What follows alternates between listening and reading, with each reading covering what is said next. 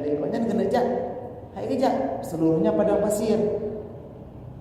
Setelah hek kesetat gele gedrem mele gajah mengudi. Gejat gedrem mele gajah meranan. Gejak silap tinggal tepat kali gejak cukup trip tiba-tiba baru merempek untanya. Gimana ya? Senang tak? Nah, Allah lebih senang lebih dari itu saat kita hambanya mau kembali pada Allah. Anak ditanya, mak, lo ada wali rumah ke? Di rumah gaduh nyu, lo kuai bangun.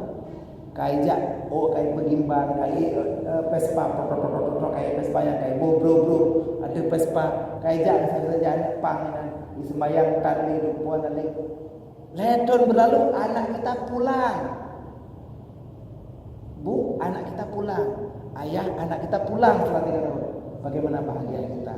Nyan karapi kagante mak ayah tumah de shalom long kalung tobat ronyo anu sakit lihat di mana senang kita. Allah jauh lebih senang dari itu. Hari ini kasatkan taubat dalam hati, tekankan ya Allah, mulai detik ini aku tidak akan lagi melakukan kesalahan apapun kepadamu ya. Oke, ya sudah selesai. InsyaAllah kita lanjutkan lagi minggu depan karena sudah sampai Insya. Terima kasih atas segala perhatian. Mohon maaf atas segala kekurangan. Allahumma fiq ila aqwamit thariq. Wassalamualaikum warahmatullahi wabarakatuh.